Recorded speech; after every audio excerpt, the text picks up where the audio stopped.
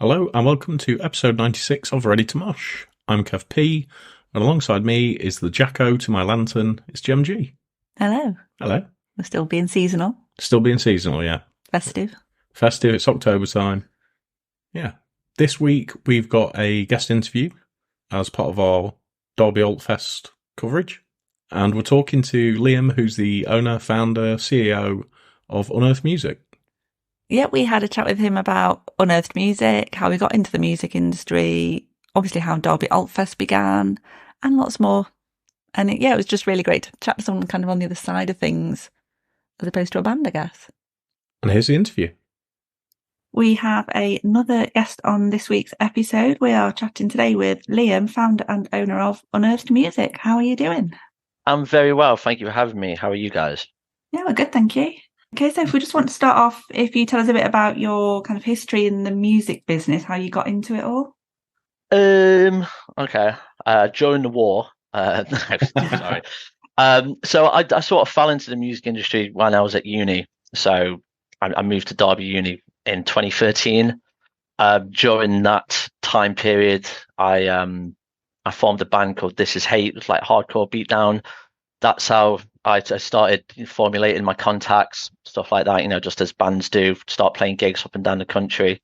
And then when that sort of came to its natural conclusion, that's when I was like, oh, right, I really want to carry on in the music industry. I was really good at booking my own shows when I was in Derby, so I'm going to carry on doing that. And then Unearthed formed in June 2019, and then the rest is sort of history. So one of the other things, you're also in a Motley Crue cover band called Motley Crue. I knew this was going to come up. I just knew it. Yes, I am. I play Nicky Six in a Motley Crue tribute band. Where did all that come from? I've always been a sort of an enclosed Crue fan. I knew like 2 or 3 songs, and then I suppose I watched The Dirt one night on Netflix. I'd had a few beers with one of my mates, and I was like, you know what, I could do that. I could be in a Motley Crue band. And then I put a status out on Facebook when I'd had a few beers, and then guys started replying and was like, let's do it. And then all of a sudden we had a show locked in. It was very far in advance. It was like, oh, this might actually happen. And then we got booked for Derbyshire Sausage and Cider Festival last summer. My mate Rich, who runs Hardwired, does all the booking for that festival. It's like, we've had a band pull out. Can you play in a couple of weeks? We were like, crap. Right, okay. This is going to have to get real very, very soon. At this point, by the way, our launch show was meant to be at like the end of August. I didn't have a wig or anything at this point. So in the space of like 2 weeks, I had to learn the rest of the set, get my costume and do it. And yeah, it was great. But yeah, it's just random drunk Facebook status is the history behind Motley Crue. I absolutely love that. That's amazing. Just going back to Unearthed then, so you mentioned it began back in 2019. How did it actually kind of first come about and start to grow? So I've been running Alt Fest since 2016. So Unearthed, like the end of This Is Hate, I was like, I want to carry on to do it. I want to help Derby's music scene grow. So I've started putting on, I think like every month I started calling them like showcases at the Hairy Dog. And then from then it just sort of kept going and going. And then in the January of 2020, I started talking to local bands about doing more than just putting on shows, helping them get on the scene using my contacts and stuff like that. And it was just getting off the ground, and then the pandemic hit. So it was just like all the sort of motivation and everything that I'd built up obviously went when live music ended. So I used lockdown. I got furloughed from my old job like literally day 2 of lockdown. So at the time, I lived in a terrace house in Derby with my partner and 2 stepkids. So I was like, I need to do something that's going to occupy myself, unless I'm just going to drink myself into oblivion. Don't get me wrong, I did drink myself into oblivion a lot. But then I just started putting the proper foundations together for Unearthed. So, did a lot of research, did a lot of building, contact building and stuff like that. And the first part of lockdown was just me just making, forming relationships with promoters and venues and stuff like that. And then I think people started seeing it. I was using the socials a lot, building Unearthed a lot around the country. and people wanted to work with us, and it was great considering there was no live music. Bands were putting a trust in me, and I think there's about 3 of us at this stage. I think this was late 2020. So like, yeah, great, let's start working with it. So then we did, and then when lockdown lifted properly in August 2021, we already had like a whole series of shows coming up. We did a couple of like seated shows as well. We did the very first Coalville Metal Invasion, which we had to call Metal Invasion, not just like Coalville Metal Fest, so that the police wouldn't automatically shut it down, because they were doing everything that had festival. They just weren't allowing it to go ahead. So we called it Metal Invasion so it could actually go ahead. And it was really good. Sit down event. It sold out. And then we did a sit down show at the Hairy Dog, which we had This Is Turin on. You played my very first Alt Fest, and then King Abyss, Record Remains, I think played that one, and Forever in the Making. And that was a really, really good night. And then, like I said, lockdown lifted and we were ready to go. We've been planning it. And I think that's why we were so quick out of the starting blocks, sorry, because, I'd spent all this time putting my plan together, knowing what I wanted to do. And then that's why we went sort of from am I allowed to swear? Yes, you can say anything you want. Yes, absolutely. So I was like, who the fuck is Unearthed? To, oh yeah, this is fucking Unearthed. That's the way I like to look back at at coming out of lockdown. It blew up. I'm probably one of the only people that used the time in lockdown to benefit what I wanted to do moving forward. And then it became my full-time job not long after that, because everything just went absolutely spiraled crazy. Oh, excellent. So what were the expectations for Derby Alt Fest initially, and kind of how do you hope it's going to get to in the future? So Derby Alt Fest 2016 was originally meant to be my band's EP release show. Okay. And then it turned out, it turned out that I just wanted to get like every local band on it. And I was looking at the lineup, I was like, this lineup doesn't fit. We had like a pop punk band, we had like an electro metal band, we had This Is Turin headline the first one, so I'd played a couple of shows of them with This Is Hate already. And then they're like, right, I need to call this something, because this is a 10 band bill now. It's not just an event. So I was like, well, it's a bit alternative, isn't it? And I was like, fuck it, I'll call it Derby Alt Fest. And then, it was really good. It was a Sunday as well, the first year was. I remember it was all so last minute, and it was like trying to sort out the release show. I didn't really have a lot of ties with the Hairy Dog at the time, so it was like a lot of back and forth and waiting for emails back and stuff like that. And then, it was a really good turnout for, what it was. And then I was like, right, I want to do it again. 2017 was very much a more structured festival than just throwing a load of bands on from the local scene and calling it Alt Fest. This was what I actually want it to be now. And then, it just sort of progressed from there. Are you expecting it sort of to stay at the Hairy Dog, or are you hoping it's kind of going to get bigger and bigger and bigger? I've had conversations with the venue about how I want to expand it and stuff. And until I'm selling out the whole thing, then I'm not really ready to start looking at bigger events yet, because the only thing that would happen if I started looking at, if I could run before I could walk, is I'll just lose a shitload of money. And I love doing it at the Dog. It's not just the fact that it's one of the best independent venues in the Midlands or the country, to be honest. They really look after not just myself, they look after bands. It's a great venue. The bar staff are great. There's the games room as well, where you don't have to just stay and watch the bands constantly all day. You can go and play on like the Rambo shooting game or whatever the fuck you want to do. They're just great. I cannot rave about the Hairy Dog enough. They've done a lot for me personally, and Unearthed and Alt Fest over the years. So they know my contingency plan. They know that eventually I'd love to take it to like Alt Fest open air. That's the dream to get to that stage. But like I said, unless we've had a couple of capacity times over the previous few years, but until I can sell out the whole event, then we're going to stick at the Dog for the next couple of years. And kind of over the last couple of years post-pandemic, I guess, there's been quite a lot of festivals that have struggled and just haven't managed to keep going. What do you think in particular has made Derby Alt Fest kind of stand that test of time through kind of post-pandemic? Definitely the support of the venue. There's nothing that the Dog want in advance. There's a lot of venues out there that need like deposits or full thing, and fair play. Venues need to survive. They need to get that money to survive. But the dog has always been that support system, which has allowed me to be really, really experimental on the lineup. Really, last year we had Evil Scarecrow, which was something that we'd never done before, and it was insane. And I definitely pissed the venue off because of the amount of like confetti cannons and stuff which happened that night. But yeah, the support of them guys there, I really cannot rave about them enough. Paul, the main owner, and then Nick, Nicole, and all the team that have supported what I've wanted to do. So yeah, that would definitely be a reason why. And when you book in bands for the festival, how do you kind of decide on who you want to go for and who you're going to get? It varies really. There's always bands which I'll see it, like the likes of Bloodstock and Download, which was like I'd fucking love to have them on at Upfest. That happened with Cage Fight last year.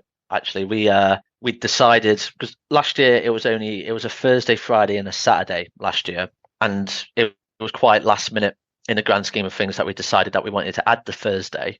So I was at Bloodstock and Sophie Stage. Cage Fight played that day, and I was like, there's my first day headliner. If I can make that happen, they would absolutely rip it apart, and they did. And I actually become really good friends with the whole band off the back of that. I think that was like their first big headline event, so that was really cool. But yeah, there's personal favorites of mine which I always try and look for. I mean, a band which I've been trying for the last couple of years is like Malevolence, but the bigger they're getting, it's just becoming more and more of a pipe dream now.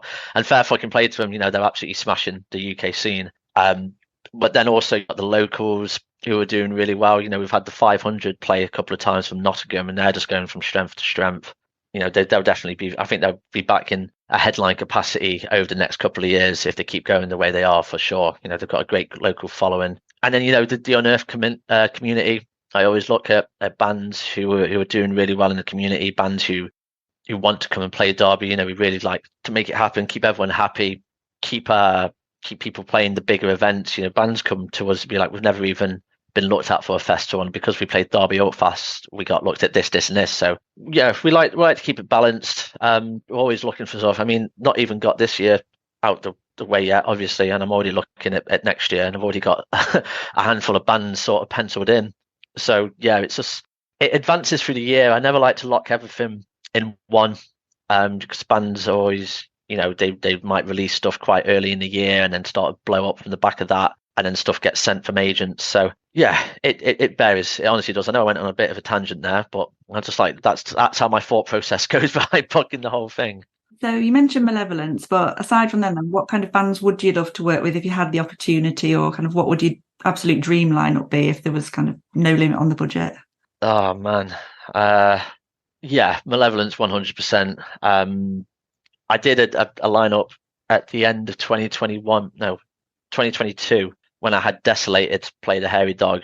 And they've been like one of my favorite bands for like 12 years. So that was amazing. So I'd probably say I'd want Desolated back as well, but then it would just turn into an absolute war zone. Yeah, I'd like someone like Skindred. They're great, but again, they're doing so well in the UK scene at the minute. I mean, their last album went to like number 2 in the actual main album charts, didn't it? So, and they're just, their whole tour, which they're on at the minute, is fully sold out, which is, it's absolutely amazing to see. So yeah, I guess like Saturday and Sunday of Oakfest would be like I'm 11 a Skindred, and then like a Desolated on a Friday. There you go. That would be next year. You guys can support it, yeah? Yeah, sell your house, yeah? Sound awesome. Can't wait. That does sound like a pretty good triple bill. It does, yeah, it'd be fun. I'm up for that. Yeah, but yeah, we love supporting loads of bands around the countries. But yeah, that would definitely be one which would hopefully be like the sellout one. If that didn't sell out, then there's something very wrong with what we're doing. Okay, I think now it's time for the quickfire round.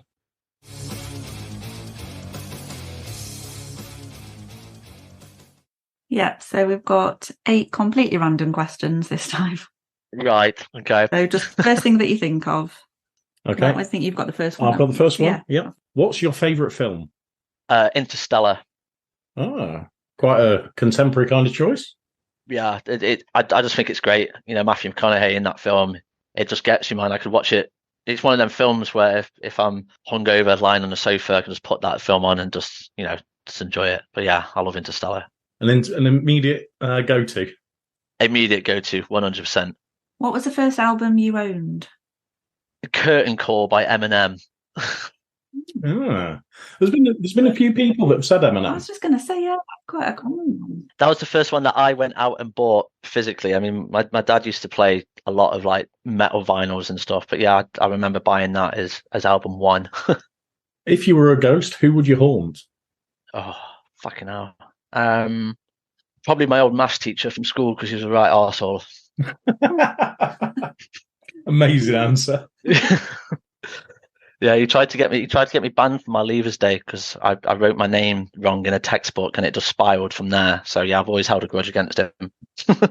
What's the worst job you've ever had? I worked at a golf club, Uttoxeter Golf Club, actually. I don't mind saying it. I don't give a fuck. I did like 3 shifts and it was just horrible. I think I was like 15, 16. So all I was like a KP, like a kitchen porter. But it was like just slave labor and it was horrible.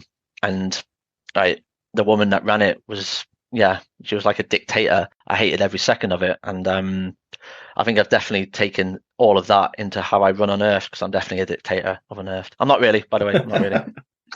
Is she also on the haunt list as well? She's got to be, hasn't she, really? We'll have to add it to it. What's your favourite smell? Either like vanilla essence. Fucking love vanilla essence. Or, and I know it might piss off a few people, but steak cooking. It's just like, yeah. Works for me. Yeah. Who was the last band you watched live? What did I do last week? It was the last one. Asaya was the last band I saw live, one of my own shows. Excellent. Was it a good show? Yeah, it was. Yeah, it was brutal. What are your favourite crisps? What's it? Ooh, I don't think we've had What's-Its before, have we? We have? No. No, Actually. I thought that's a new one. Yeah. Yeah, big up What's-Its. Except the mess. Get them as a sponsor. God, imagine. Yeah, except the mess. They just get over your fingers and your fingers for days then, aren't they? But yeah, definitely What's-Its. Yeah, that's definitely the downside to them, isn't it? Yeah. All right, last one in the quickfire round then. What song would be your theme tune? You know that Benny Hill song that goes like probably something like that because my day to day are just mad. I've got my stepdaughter's at home and everything, which so it's like a mad morning, goes to like early morning admin and emails with Unearthed and then everything which unravels through the day. So yeah, I think that's what plays through my mind as I'm dealing with everything through the day as well. Okay, that's the end of the quickfire round then.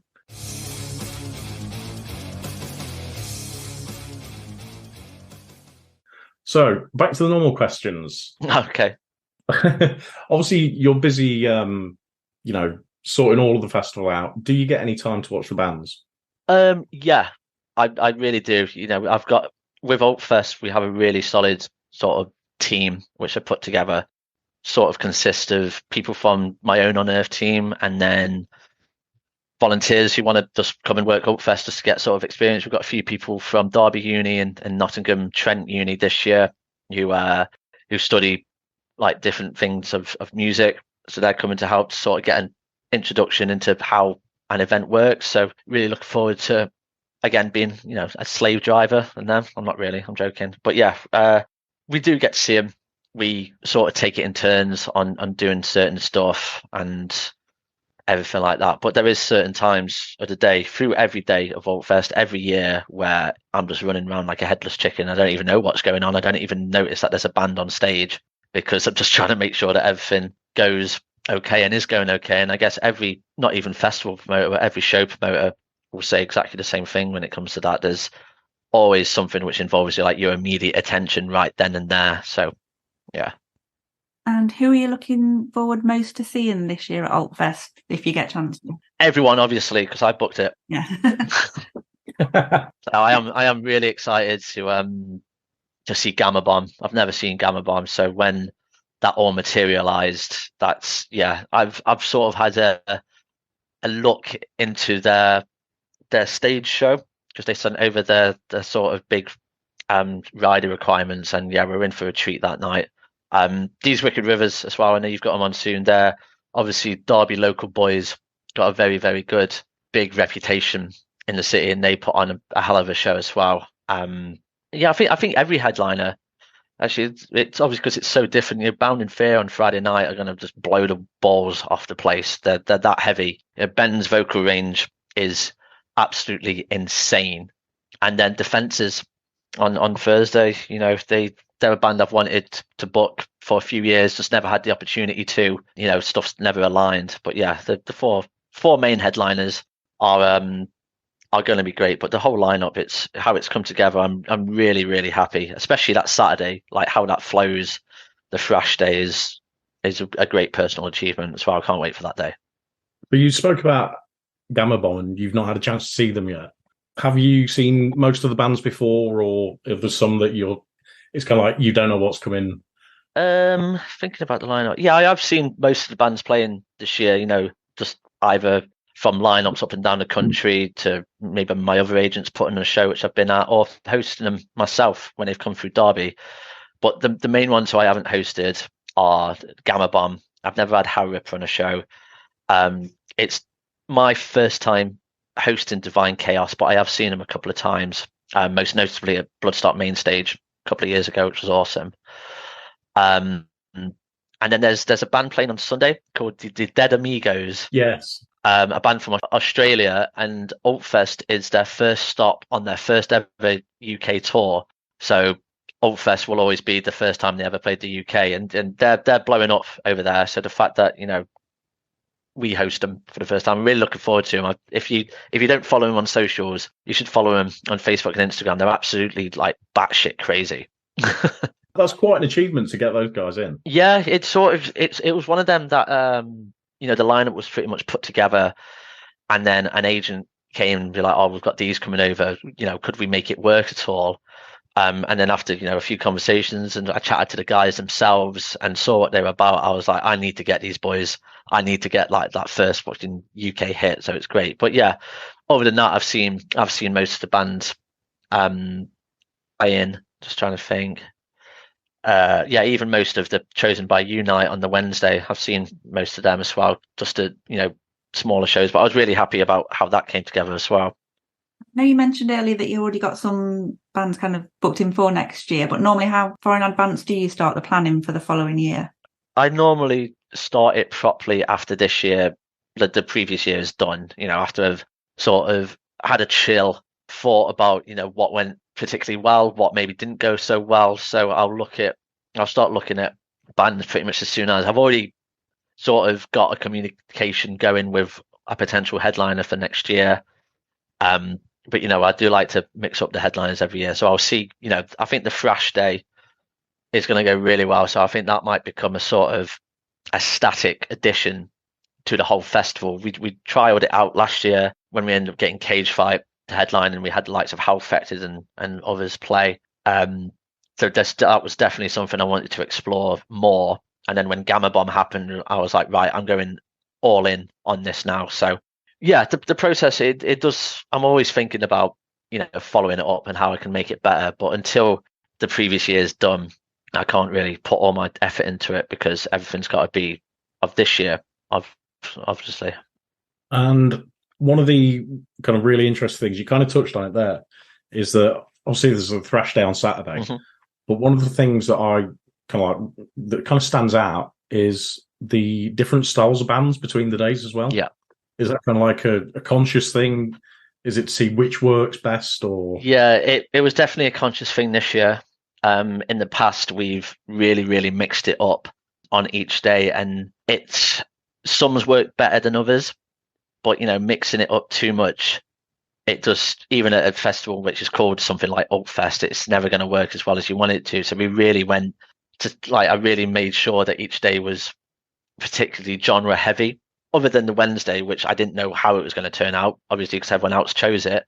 The Thursday I wanted it to be metalcore. Friday I just wanted it to be absolutely just disgustingly heavy, especially to finish on. Saturday was thrash, and then Sunday, I just imagine the Sunday just being a bit more chilled out, and finishing with these Wicked Rivers. I couldn't have got a better band. They were always number one target for that Sunday, so I was really, really happy that we managed to make that work, especially how busy they are. And especially with, they've got another big Derby show in December, which is sold out. So, fair play to them, and big respect and love to their management for working with me on it and wanting to do it. Yeah, that Sunday is just like it is almost kind of like the perfect sort of chill down from everything that's come just before it. And one of the other days that I really like as well is the Chosen for You. Sorry, no, it's not Chosen for You. It's Chosen by You. Sorry, Chosen by You. Yeah, I won't get my words right. Yeah, that was a decision which I wanted to do for a while. But you know how some festivals do, like they have like one slot up for grabs, which then gets thing, or like Download have the body takeover where everyone decides, but it's a panel that decides it. And I was like, right, what I'd really want to do, because there's always people that are pitching their bands. There's always people that's like, oh, you need to book these, you do that. And so I spoke to my team and I was like, I know it's absolutely ridiculous to say, but would you want to add like a fifth day? Everyone moaned. Everyone said no. So of course I did it because I'm going to go forward with it. So yeah, the first idea was that we were going to get a list of bands, was going to be about 20 or 30, and people could pick from there. But then as the planning went on, me and my main team, my main inner circle of Unearthed and the venue themselves, we really wanted to get them involved on how we wanted to run it. We were like, right, shall we just open it? Shall we just literally let everyone enter their band name and then people can vote for it? And that's what we did. It was just like, it was very, very sort of, well, my anxiety was through the roof when, people were voting. I was like, I don't know how the hell this is going to turn out, and it's my own festival. So the fact that it turned out and, we got the 5 bands we did, I was just like, okay, wow, this really worked. So I'm really intrigued to see how it goes. And the advanced sales for the Wednesday have actually been a lot better than I ever could have imagined, because it was just like, I don't know how it's going to turn out. It's going to be a complete mashup. So how it all turned out was great. And all the bands who applied, all the people that voted, it was so close, especially the final couple of days. There was a top 10 which was interchanging sort of by the hour. So every time I'd go back and look at it, there would be a new headliner, there'd be a new top 5. So it was just like, Jesus Christ, like you don't know what's going to happen. So yeah, there was people who missed out literally only just. But yeah, we're really happy with how it came out, and yeah, I'm still super anxious about how it's going to work. But no, the lineup's great. The guys that are playing are going to literally kickstart that festival big time. And do you think, again, I suppose, like with the Thrash Saturday, is that potentially another staple kind of addition to it now?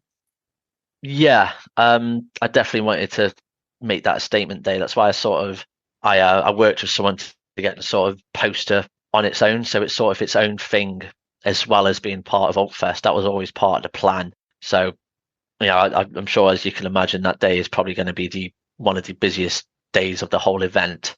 So yeah, it was always the plan to sort of push it out, not only to people who wanted to come Altfest, but also make it available to the diehard thrash fans of the UK and the Midlands to come out and just enjoy themselves that day.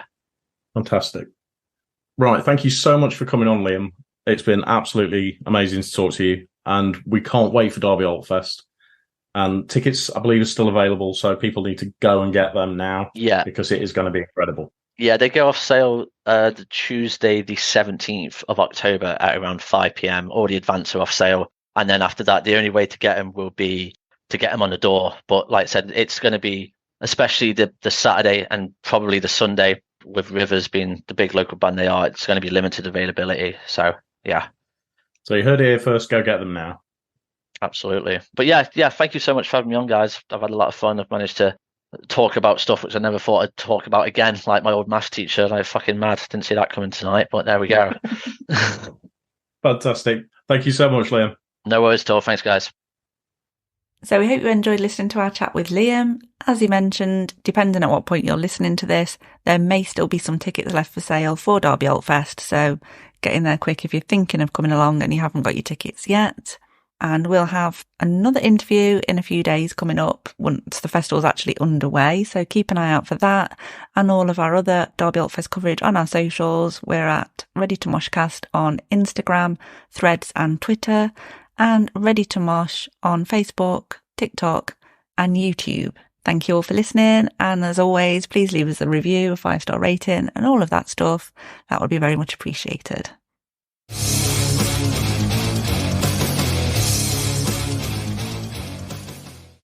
Make it stop, Moog.